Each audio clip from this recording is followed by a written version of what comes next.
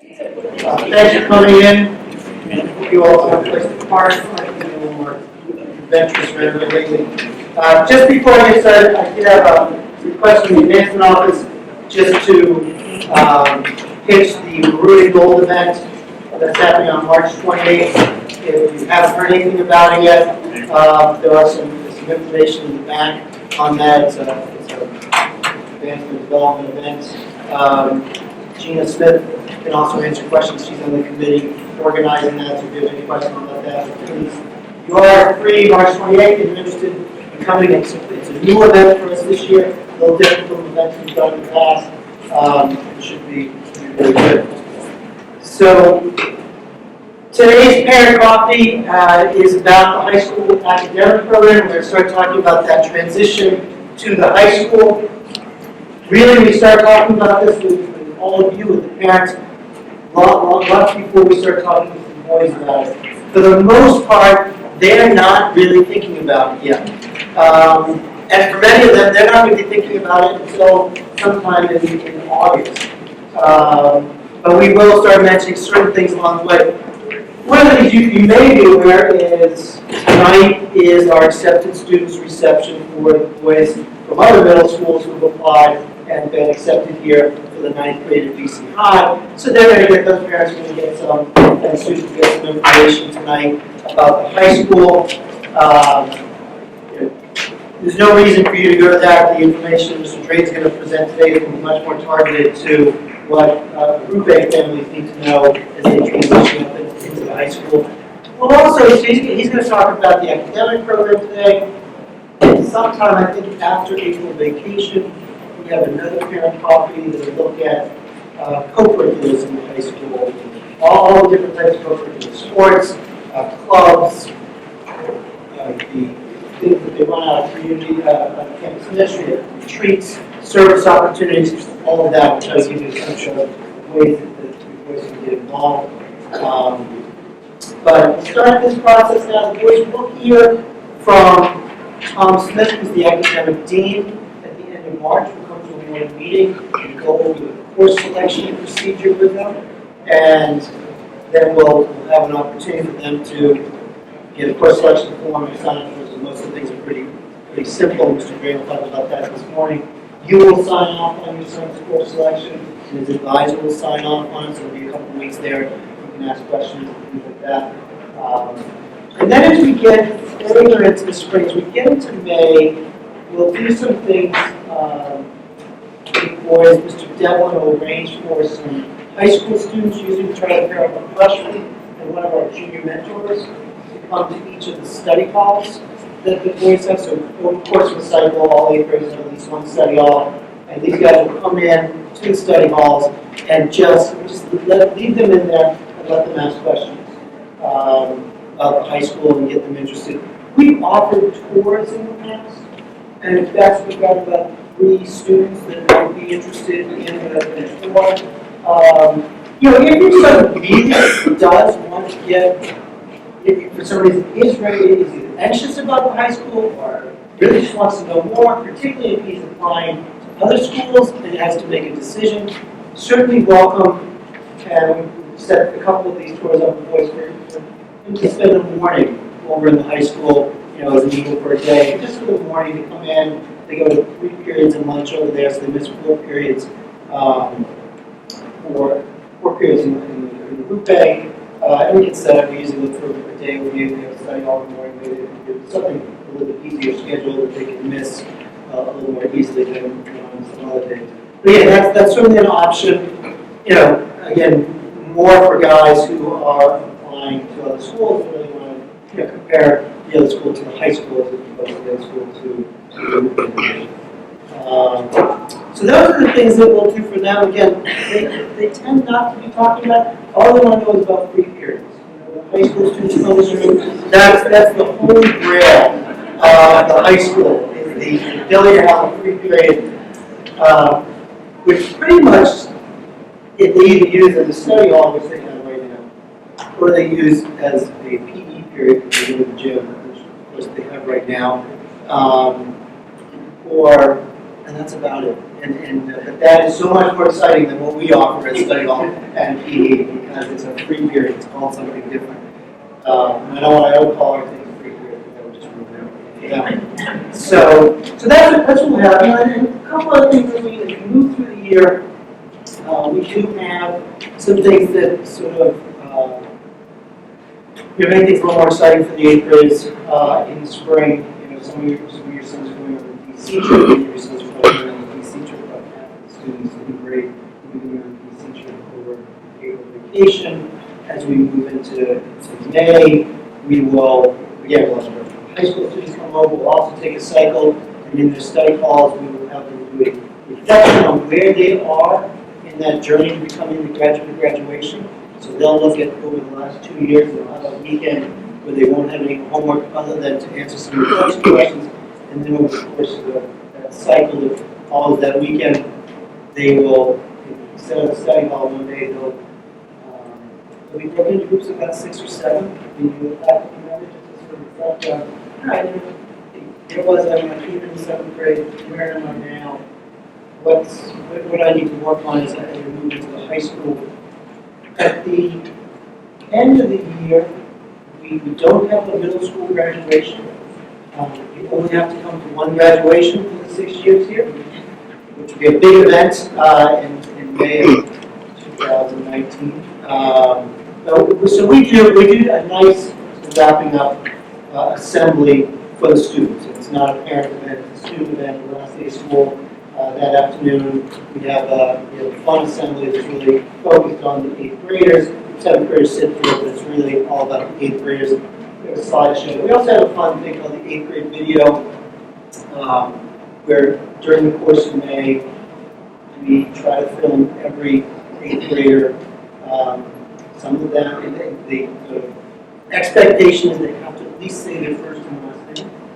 And so we have a record of them all, but many of them try to include teenage humor in it. So some of them are, my name is Bob Hamlin, have a nice summer. Some of them, do some of the silliest things.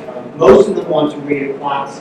We sort of kibosh on that for the first one, to reading class. There's some silly things with tricycles. There's some silly things with costumes, real outfits, various things like that. And we show the video at the end of the year, and then we keep it. And 4 years from now, we'll invite you all in with your sons as seniors to see the video together sometime in April of their senior year. And that's probably the more fun time to watch it, because they sort of sit embarrassed and laugh at each other. It's a great time to see that sort of growth from who they were in 8th grade. So those are some of the things coming up this week. But I do want to turn it over to Charlie Drain, who's our academic vice principal in high school, and talk about the academic program. Thanks. So basically, I want to talk about just the transition, how it's going to go, some of the logistics of the transition, and then some of the things you may notice as your sons transition from 8th grade to 9th grade. As I go through, if there's anything, at any point you want to stop me, please do. Don't wait until the end. I'll have some time at the end for questions, but certainly, whenever you want to throw something out there, please do. The 4 main topics I'm going to go through is kind of what you notice about the preparedness of the Arrupe guys, and in particular the Arrupe guys as opposed to the guys that come from outside. So I'll talk about that a little bit. I'll talk about homework and give you some way of being prepared for the difference that you will see in the homework they do now and the homework they will do next year and going forward. I'll talk a little bit about self-advocacy, the importance of that skill in them as they become a 9th grade or high school student, them advocating for themselves, more that balance between you and them shifting a little bit. And then back into the logistics a little bit with the course offerings, course selection. Bob talked a little bit about it, and I'll give you a little bit more of the details of how they will select courses, what department they can select courses in. I'll give you some of that. And again, there'll be time at the end for questions, if there are general questions, but certainly anytime you want that. So in terms of what we know about Arrupe students and their preparedness, first of all, to make it very simple, they're extremely well prepared. If you want me to go deeper than that, I can talk about their GPAs, and I can talk about the retreats they lead, the service projects they lead, the student council positions they hold. In all of those areas, I can tell you, they're going to do great. We've got years now of experience watching the Arrupe guys come to the high school, and as even though we try to merge the two as quickly as possible, it's certainly a goal of ours at the beginning is to merge the two, the non-Arrupe guys and the Arrupe guys. We can't help ourselves but to identify who the Arrupe guys are and kind of watch them, just as we're watching the non-Arrupe guys as well. But they do well. They do well academically. They are well prepared. All the skilled work that's been done throughout Arrupe pays off as they get to the high school. The third one they're the comfort level. They are comfortable with the place, and that is usually a good thing. Occasionally, it gets them in a little trouble. That one thing that was always nice about teaching freshmen, I taught freshmen years ago, we didn't have Arrupe, is there was a good long acclimation period where they were docile and they did what they were asked, there was no issues with them. But the Arrupe guys don't quite have that because they know the place. And it's a good thing. It's fine. It adds something to that dynamic in the classroom, in a freshman classroom, because you've got some guys who feel comfortable going to the CAF, and they know where this building is and that building is right from day one. Your sons will be the ones that can provide that. And it's a good thing. They don't get themselves in too much trouble because they know the place. And then the other thing I found there is the language terminology. That's something that, especially for kids coming from maybe their local public school to the high school, we use some terms, grad, magis, meant for others, and your son's going to know that. Now, it's probably a similar kind of transition that your sons made coming to 7th grade from wherever it was they were before that. But, your sons will have made that transition already, and they'll be more comfortable with the language and terminology, whether it's the Jesuit terminology or just some of the other stuff that we use. So, again, be comfortable. They are well prepared. The Arrupe faculty is phenomenal. They do a great job getting the guys ready. That's something that you should feel good about. In terms of homework, two things I want to say. One is there'll be more. Now, I'm sure even if I asked you how much work your son does on a nightly basis, there'll be a range. In the high school, we say it should be 30 minutes per class per night. He's got 6 classes, so we're talking about 3 hours. That's the typical. Now, you've seen it this year. Maybe you have some older children. There are nights when it's more. There are nights when it's less. Papers due. You got to read the book for tomorrow. Didn't do any of the reading you were supposed to do the last 2 weeks. The test is coming up. Whatever it is.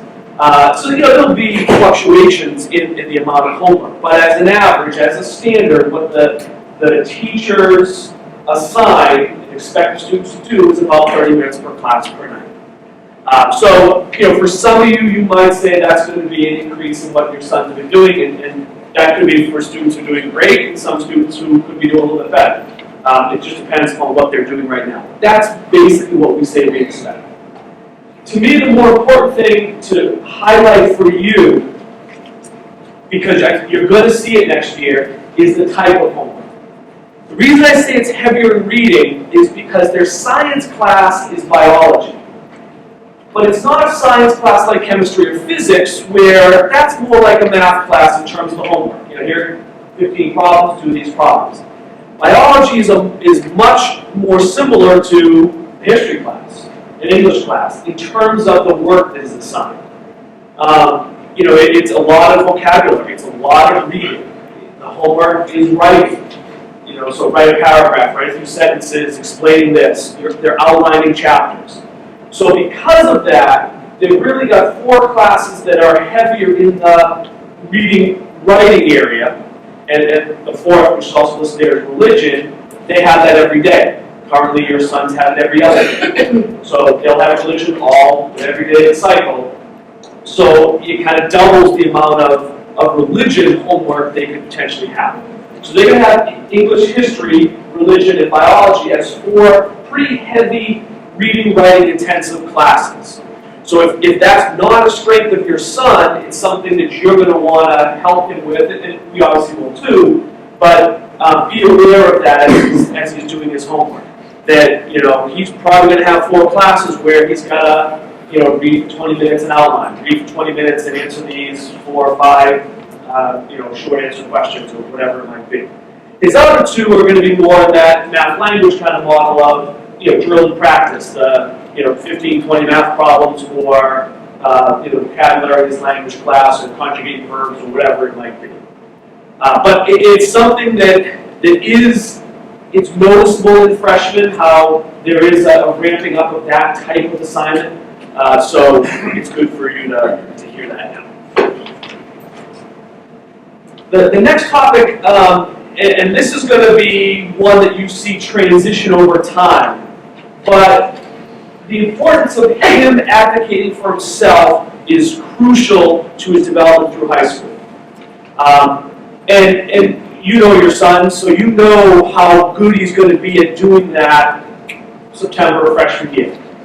You'll know if he's going to need a little bit more help in that from you, from us, from his guidance counselor, from his teachers. But there needs to start, that transition needs to start where he runs into difficulty, he's got a question, he's got to go handle that. And even if it's you coaching from behind the scenes, that's fine, but he's got to do that. He's got to go and talk to the teacher. So if it's extra help he needs, he's got to be comfortable going to find his teacher. It's also a little different just structurally in the high school. In Arrupe, the teachers are in their classrooms. So generally there's 2 teachers assigned to a room, and so if his teacher is free, he's maybe in the study hall, he just goes to that classroom, the teacher's probably in the back of the classroom doing some work. In the high school we have department offices, probably more like what you envision from a college setting. So the English department's over here, and the math department's over there, the language department's up there. So he's got to go to that place to go find a teacher, and that's just a little bit of an extra step than going to his classroom. He knows his classroom, he's comfortable with his classroom, he's been in his classroom every day. Go to the department office, just another step. It's not hard, it's not scary, it's not threatening, but it's just a little different for him. He's got to understand that he's struggling with math, go see your math teacher. And what he'll find when he does that is he's not alone. There's plenty of kids up in the math hallway, and I use math specifically there, because before school, if you go up into Cushing, there's tons of kids. They're on windowsills, they're in classrooms, they're standing outside of rooms. There's plenty of extra help going on, but the kid's got to go and he's got to advocate for himself, he's got to go ask. So what I would ask you to try to do is this second one here, when things are getting a little rocky, if you can resist the urge to pick up the phone, send the email, at least initially, ask him to go do something. And I'm not saying, hang him up to dry for a long time. If he goes and it doesn't work and he's getting frustrated, he's a little nervous, okay, step in, send the email. But maybe in the email it's, can you reach out to Johnny and just ask him to come for extra help? I tried to get him yesterday, I don't know what happened. He says he couldn't find you, but could you just try to reach out to him? At least still putting it on him a little bit so that he does the advocating for himself. It's crucial. If he, and I'm not going to say if he graduates without that, if he gets to middle of sophomore year to junior year without that skill, he's going to be at a disadvantage. The teachers understand what freshmen need. They understand the difference between that and what sophomores need, juniors need, and seniors need. And certainly if he gets to junior year and he's not able to advocate for himself, he's going to find himself at a disadvantage. Because the teachers are going to expect that at that point he can. And so as he works through freshman year and into sophomore year, he's got to build up that skill. And for a lot of guys, that's just raising their hand in class. They just don't want to raise their hand and ask the question. They still think, if I got a question, I'm the only one in the room that has it. And they got to lose that, and they got to transition to there's got to be 5 other guys that have that same question. No problem, I can raise my hand. You've got to have that confidence. The only way to get confidence is to practice, to experience it, to realize it isn't scary. I can raise my hand. I can go to the department office. I can ask somebody for help. So, to whatever extent you can, and I know it'll be difficult for you as well, but try to release a little bit of the tendency to just jump in and solve the problem. They're going to fail at things. They're going to mess up. They're going to not get an A when they're used to getting an A. It's okay. If we don't push them to the point where that happens, we're not doing enough. Now, we're not hanging out to dry. We're not expecting them to fail. We're not hoping for any of that.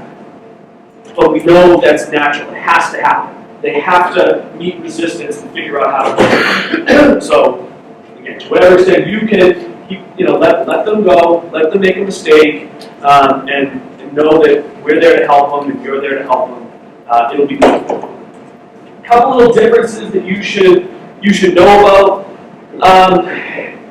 We have what we call group guidance. So in Arrupe, you've got your sons have Jeff as an advisor.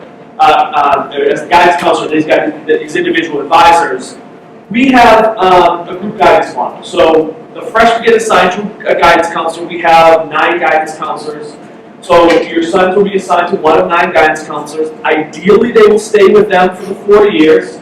Obviously, with staffing changes, that isn't always possible, but we try for that to happen. If the guidance counselor is here for the 4 years, most likely your son stays with him or her for 4 years. And they will meet with the guidance counselor once every 7 days in a small group. Freshman group guidance classes are probably somewhere around 8, 9, 10 kids per class.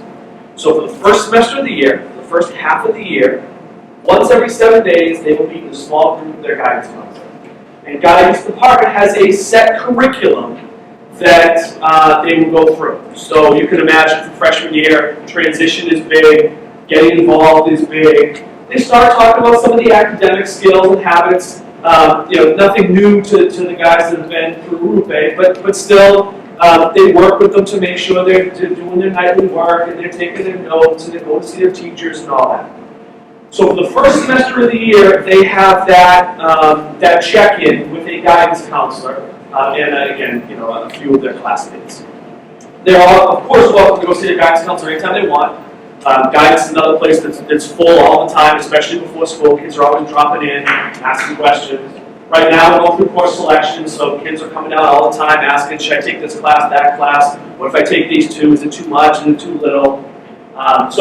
They always should feel like they can go to their guidance counselor, just as they can go to their advisor now or go to Jeff if they have questions now. The other thing we have, the other structure we have in place is called MMP, Montserrat Mentoring Project. It's our version of advisory. So on top of their guidance counselor, they have a Montserrat mentor, a faculty mentor. They will be in groups of, again, like 12 or so. And they'll meet not every Friday, but probably 2 out of 3 Fridays. And again, they have a set curriculum. So, the beginning of the year, it's more about getting involved. It's more about just, in that, we do a lot of the integration of the Arrupe and the non-Arrupe. Sometimes we have speakers come in and we use the MMP, the Montserrat session to have our speaker come in. All kinds of different programs, but it's just another faculty member who is a point of contact for your son. For you, the guidance counselor is the person you would probably get in touch with more than the MMP faculty member. The MMP, is only going to know your son for that half hour, 2 out of 3 Fridays a week.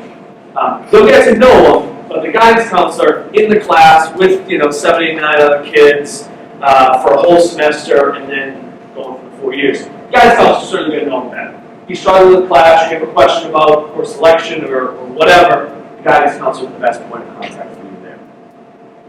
And I think I already kind of covered the parental involvement, kind of shifting from trying to solve the problem for him to get him to solve it for himself. I'll stop there for a second. Any questions, comments there? Yeah? Did you say that they'll have the same guidance counselor all 4 years? We hope so. If we anticipate all the guidance counselors will be back next year, and if they're all back next year, he was there. We don't reassign them. Some schools have a academic counseling and a college counseling model. where maybe for freshman, sophomore year, they're with one guidance counselor, and then as they get into junior year, senior year, where college is more focused, they switch to a college counselor. We don't do that. Our counselors are perfectly well versed in everything from the academic to the personal counseling to the college counseling. So they take them right from freshman year through the senior year. Great.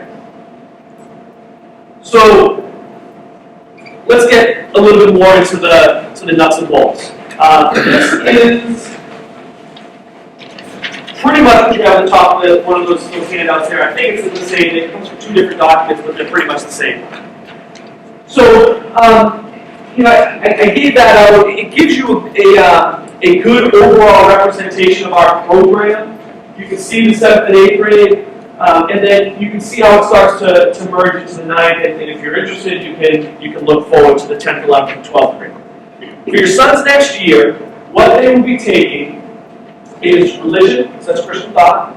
English 1, some sort of math. We'll get to math in a second. We've got the I think sheet that Bob had for you there. We'll go through that in a minute. I've got it up here in a slide as well. They take history, they'll take a language. We'll talk about language in a second too. They'll all take biology. Those are the 6 core courses. They will take them basically every day in the cycle. And then these other 3 will get filled in. So health and wellness, group guidance, which I just talked about, and fine arts. Those are all semester-based courses. So currently, freshmen take health and group guidance in the first semester. They take fine arts in the second. And they don't take them all the time, which is what gets them those coveted 3 periods. They have health twice, guidance once. That gets them 3 free periods. They have fine arts 3 times through the cycle, which also gets them 3 free periods. So in general, they do have 3 free periods a cycle over the 7 days. It's really not that much. It's really not that great, but they do really like it. So that's the general course load. And again, you can start to see what they have sophomore, junior, senior year. The one thing I will point out is this right here, senior year. They have a lot of electives come senior year. They actually have some in here, even though I'm not sure I put the word elective. Yeah, I guess I have it here and here, kind of. Chemistry.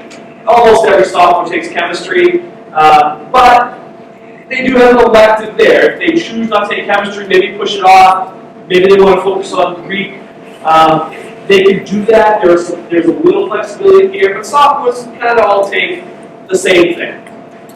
With honors and all that as leveling, but basically the same courses. In junior year, again, the elective word only appears once, but history is kind of elective as well. Some can decide to push it off to senior year. It's fine. They have some flexibility there. But it's here that you start to see more electives. And even though I have elective here more, they're going to take math. Almost every kid's going to take math senior year. So one of those will be a math, but it's not a requirement. They're required to do 3 years. The only 2 courses they have to take senior year as requirements are English and religion. They have to take 6, but they can build it in some other stuff. But I put that there just so you can see that the flexibility does grow as the years go on. There's going to be a prayer in a second. Pause. Good morning. This is Mrs. Adamson with the morning prayer. I would ask all students and faculty and staff to sit up, compose yourselves, close your eyes, and be still. Please continue to be still after the prayer. In the name of the Father, and of the Son, and of the Holy Spirit. Mighty God, Father of all, compassionate God, Mother of all, bless every person I have met, every face I have seen, every voice I have heard, especially those most dear. Bless every city, town, and street that I have known. Bless every sight I have seen, every sound I have heard, every object I have touched. In some mysterious way, these have all fashioned my life. All that I am, I have received. Great God, bless the world. Amen. In the name of the Father, and the Son, and the Holy Spirit. Amen. Thanks, and have a great day. Anything on this before I move on to the next slide? Yeah. AP's offering junior year for the first time for AP. Yeah, if your son, and we'll get to the math one in a second, if your son is in geometry now as an 8th grader, he could take AP math as a sophomore. Generally doesn't happen in language. At times we've had sophomores take an AP language. It's very rare. Generally the guys from Arrupe go into a level 2 as freshmen, level 3 as juniors, and then AP after that. So math is probably the only place you would see it for your guys. Yeah. Regarding fine arts, if you're in choir as a grade week and continue in 9th grade, does that count as their fine arts, or do you have a chance to try something else later on? They could absolutely try something else. Not at the same time. Yeah. Because the choir's in the morning, because it's Yeah. So every year we get some requests for kids to do both. We always discourage it, but in some cases we'll allow it. It's a lot. You know, the choir, some of you may know, the choir, it's 2-3 mornings a week, it's an hour, and it's here at 7:20. It's a lot. It's a big commitment. It's great. We have a choir of 180 kids. It's phenomenal. But I think it's better for a kid who's in the choir to use those free periods to get some stuff done. You know, the kids who are very artistically inclined and want to do the choir and want to do, introduction to drawing or digital photography during the school day, I'm not going to tell them no, but I would caution you there. The good thing is it's in the second semester, so you will have a semester to kind of watch and see how things are going. It seems to be transitioning great, doing great. Okay, we can do it. All right. I'm not going to go through the rest of this handout, individually, but so you can see that the top is basically what's here. The middle of the course offerings is the bigger side. That has just all the electives, tons of electives, and you can see they all start to fit themselves in here. The bottom is the fine arts offerings. Again, there's a whole host of fine art offerings in there. On the back, I list out the AP courses, so you can see the 24 courses in which we offer APs. Experiential learning, so those are outside the classroom, but certainly learning and curricular opportunities. So you see the retreats, the international programs and the service that we offer. So you'll see the expansion of the international. You'll see the retreats and the service trips domestically and abroad. Co-curricular, that's not a complete list, but those are the most populated. So you can see some of the co-curriculars. Athletics, you guys are familiar with the athletic offerings. I think almost all of them are what's in Arrupe. I think we have rugby, ultimate frisbee, sailing, skiing. But most of them are what you guys have experienced here at Arrupe. College matriculation, this actually we hand out at it was accepted nights that Bob was talking about for the non-Arrupe guys. So it just kind of highlights the colleges that our students have gotten into the last few years. And in technology, you guys are well aware of our the use of technology. So on to the blue sheet, the math progression.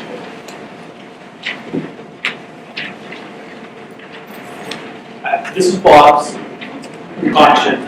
I don't know if I should say that as being impressed or to distance myself from all the arrows. But it is accurate, it is impressive, and this is what they can do in math. So I think pretty much anything is part of the message here. I will say I was a math teacher, so I can talk to the progression in terms of where they need to be, what they should be taking. And I will say, I don't think every kid needs to take calculus. And I don't think every kid needs to take 2 years of calculus. I love calculus, I love math, but I found that parents come in thinking, my son must take calculus. If he doesn't take calculus, he's not doing what he's supposed to in a high school math curriculum. That is not, in my opinion, is not true. I would love everyone to get to calculus, but it isn't necessarily the right progression for everyone. Now, I'm not saying you should never take it. If you take some college, that's great. I think it's a nice course to pull together all the math that he's had. But that top one, not even the top one. Where's the algebra? This one here. This one's perfectly fine. Algebra 1, geometry, algebra 2, pre-calculus, and even if there's an honors in there somewhere. That's it. That's a perfectly fine high school math curriculum. So if that's where he ends up, no problem. But the other thing I want to say to you is, no matter where he starts, he can get to calculus. So if that's a concern of yours, maybe he's in pre-algebra right now, and you're thinking, well, he's doomed to never get to calculus. He's probably not thinking the same way. But you can get there, and you can see it goes right to here to some sort of calculus, right? So, and you know, as you can see with the average, you can go from geometry. You can probably even get there from algebra 2. I don't think he's got that in here, but we have this like summer bridge course that does the pre-calculus. They can get it from algebra 2 into calculus. So he can get there, no matter where he is, no matter what course he's taking right now. There's a way for that to happen. But I do want to say again, this is fine. You know, there's nothing wrong with that. If he gets through pre-calculus, he understands it, it's the right level for him, great. No problem. Now, certainly the guys on the other end who are in geometry honors right now, they're probably going to take out, if they do well, they can take out for 2 honors next year, and they can take a couple years of calculus and maybe multivariable calculus. Again, it's fine if that's his interest. All for it. But you know, that's certainly a very aggressive path in math. Any specific questions that you have, not your son specific, but about what's up here? Yeah? Hang on to 1 second. Does anyone have any other questions other than who recommends? Because that's the next slide. Okay. So, it's kind of grainy. It's okay. This is actually, it's from last year, maybe the year before. So what's going to happen is they're going to select their courses. And who chooses is a little different based upon each of these blocks here. So I'll handle each one separately. Up top, well, first of all, import your son's name. And is he coming back? So you check it if he's not going to attend BC High next year. We ask you to return it just so that we have it. I'm guessing the fact that you're here means your son's going to be here next year. The list of courses here, we talked about that. 1 second.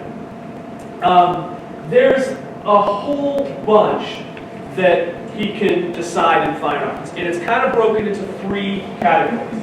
I'm going to go through this quickly because it's complicated and his advisor can help and Jeff and Bob can help and you know we can help him through his decision. There's basically 3 categories to choose from. Does he want to do something before or after school, singing or playing something? That's these. So it's the bands, the choir, the church musicians. If that's what he wants to do, some of it's before school, some of it's after school. These are the guys that are, you know, either interested or have experience in a choir or have some sort of interest or experience in a band. That's one option. The second option is these 3 foundations courses. They're during the school day in the second semester, and they take away those free periods. So where I said most fine arts meet 3 times a cycle, these meet all 6. So if he's especially inclined in either the visual arts or music or drama, he can take one of these 3, but it ties up all his free periods in the second semester. So he loses that just a little bit of extra time to either go to the gym, go to the library, whatever it is. It's fine. It's great for the guys that are so inclined, but it's more taxing than the normal load for freshmen. What are those 3 things? Yeah, this is visual foundation, theater foundation, instrumental music foundation. What does that mean? So what I'll point you to is on the website in the resources. It says like I don't know, it's the first one in the top corner, it has the course catalog. And you can read the descriptions in the course catalog. But basically, the Visual Foundations is a good course to push the kids toward maybe advanced placement in visual arts at some point. The theater would be the guys that have already got some acting experience, are really interested in being in a play as a freshman or a sophomore, something like that. Instrumental music, they might be heading toward either one of the chamber orchestra or like AP music. So it's those guys that think that they might be headed towards advanced placement in one of those, or if it's theater, being the lead in the play as a sophomore, those are good options. Most freshmen will take one of these, and this is not an exhaustive list, again, because it's last year's and it changes every year. But you can see they're broken up a little bit. These are drawing-ish ones, or photography. Here's some drama ones, so acting or stagecraft, so on stage or behind stage. These are more music-related ones. We got some guitar. We got songwriting with an iPad. And then over here, we got some voice-related ones. So again, in those 4 different kind of concentrations within our arts, they have intro courses. So the basic message is, before or after school, more intensive during the school day, typical courses, quarter credit, meets 3 times, he still gets his 3 free periods, gets a little bit of exposure.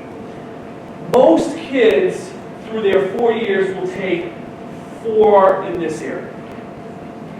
Some will take a couple in this area and then get a little bit more intense in here, things that aren't offered for freshmen, like an advanced digital photography or an advanced acting class.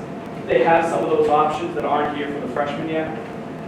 But we have plenty of kids, like I said, 160 kids in the choir. There's 80 or so in the Church of Musicians. The bands have, depending on what kind of band, up to 30, 40 kids. So, there's a lot of kids taking these things. But this is the typical path. All right? Joe, 1 second. Yeah.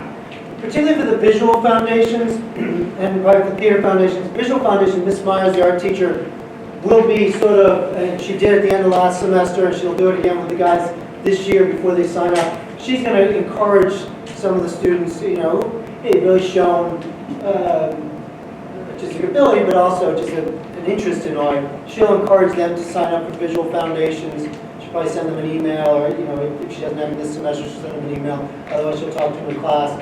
And Ms. Pettibone will probably do the same with the theater foundations class. So they may hear it. Doesn't mean they have to. It just means she will encourage the guys to do that. And we'll help them with this one. This is by far the most tricky piece of the course selection process.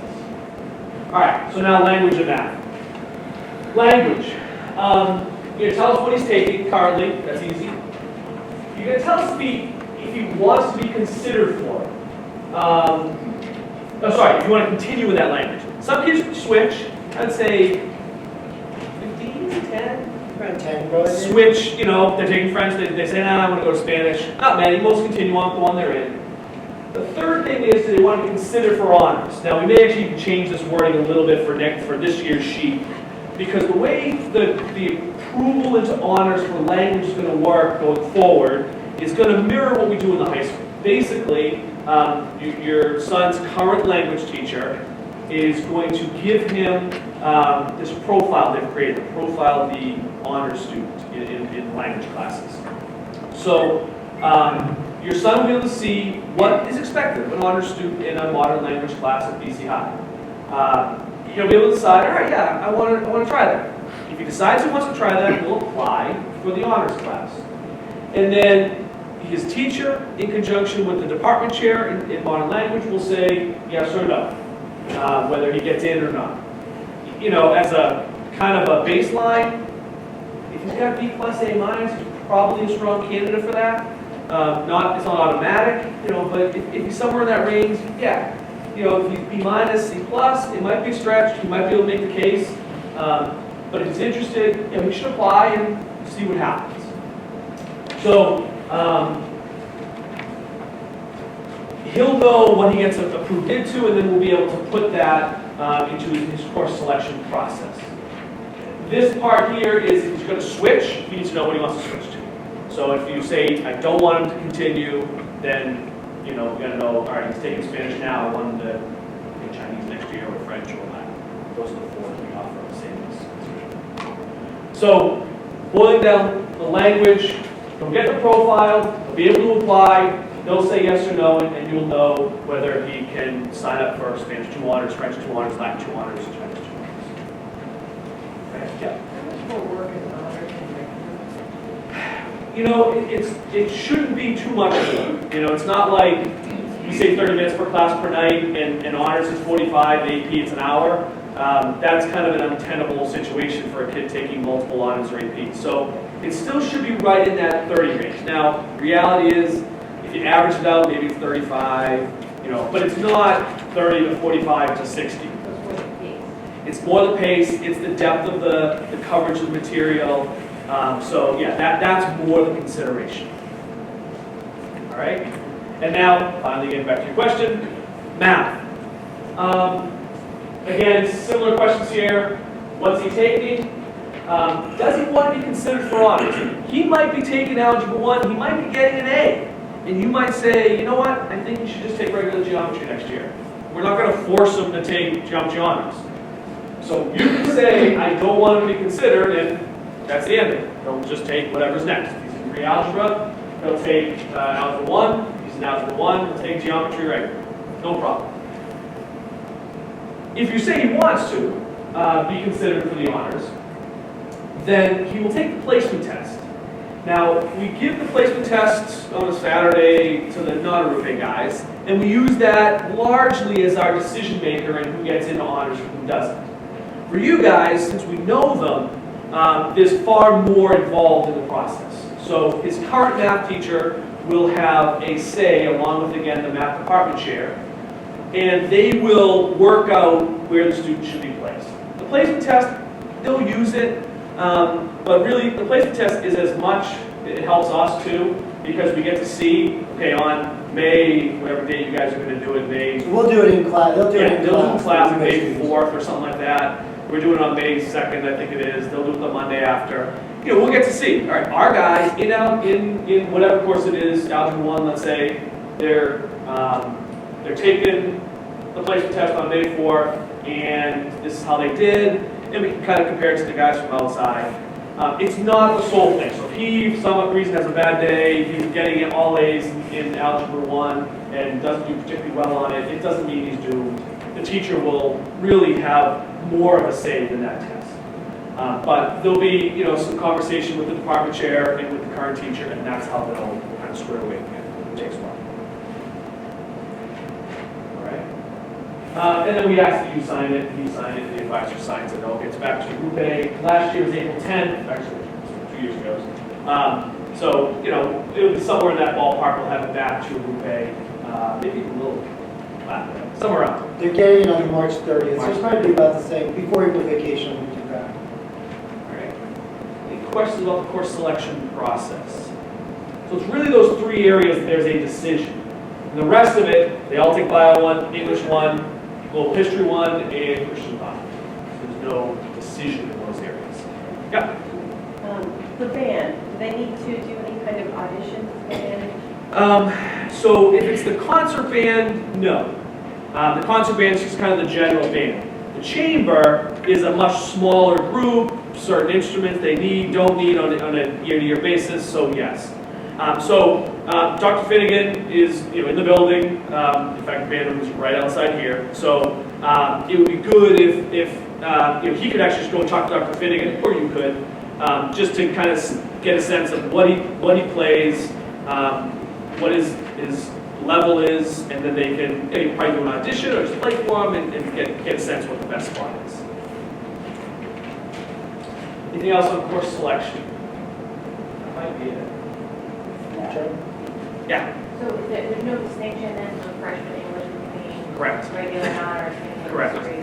In fact, English is kind of funky throughout until you get to the AP. We actually don't have English 2 or English 3 honors classes. There's an honors program for English 2 and 3 where sophomores and juniors who choose to be in this program do extra work outside of class. So they might read this book, they have an online discussion, go listen to this speaker, come after school to the theater and listen to this presentation, write a paper on it. So it's kind of, I think it's neat. I think it's an interesting way to do honors. The students select themselves into it as opposed to us saying, you're an honor student, you're not an honor student.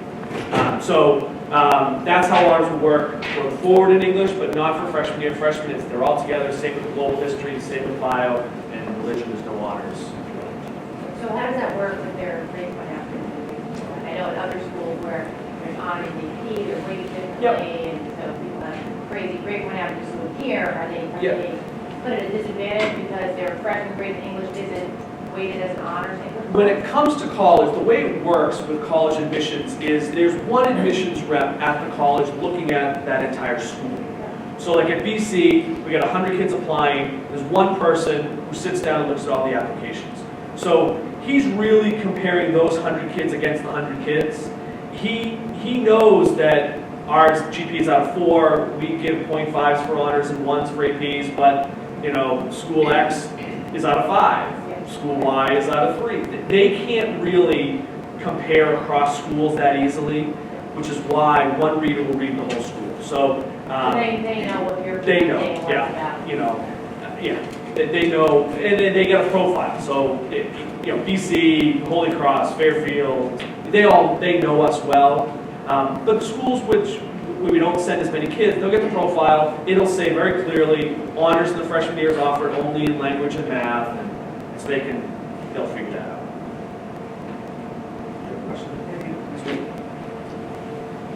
Yeah. Can you talk a little bit about sort of extracurricular-wise, how that might differ in the high school level between roommate and whatnot, things, mixing sports, after-school work, leadership? Yeah. How is there a timing difference or a challenge?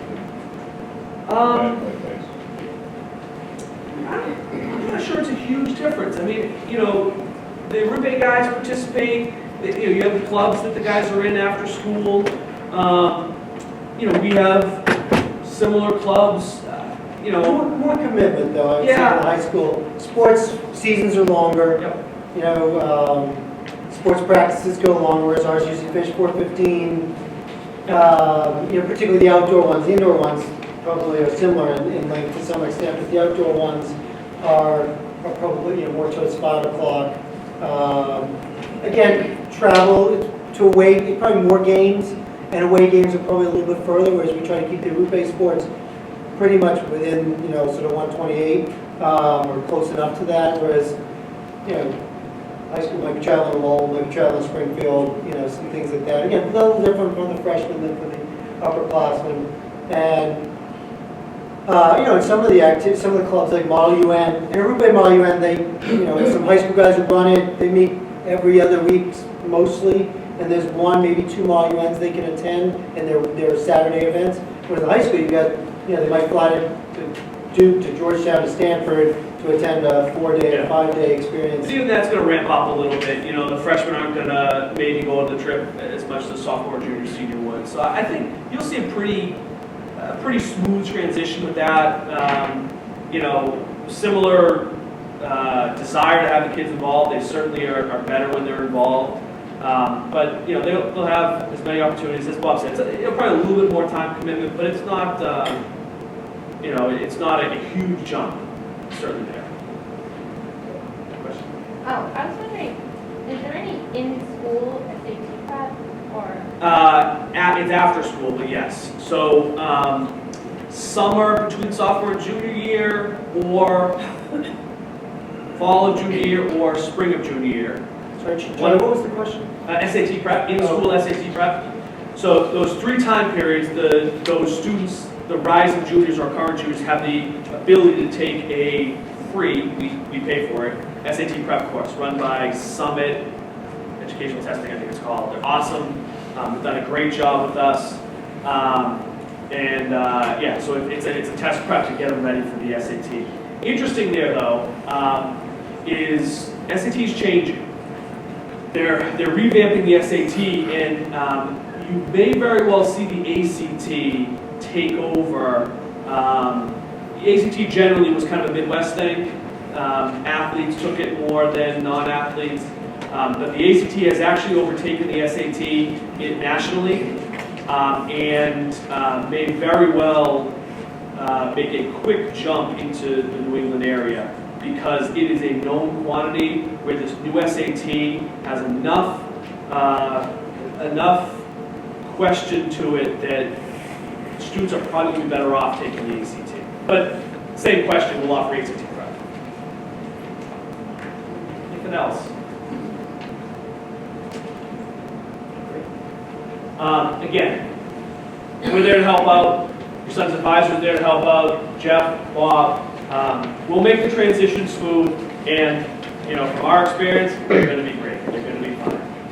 I think Jeff. Does Jeff have something real quick? We'll be here. I know people have to go. Jeff and Charlie and I will be here. Gino will be here if you want to stay and ask me questions. But thank you very much for coming in this morning. Thank you, Charlie.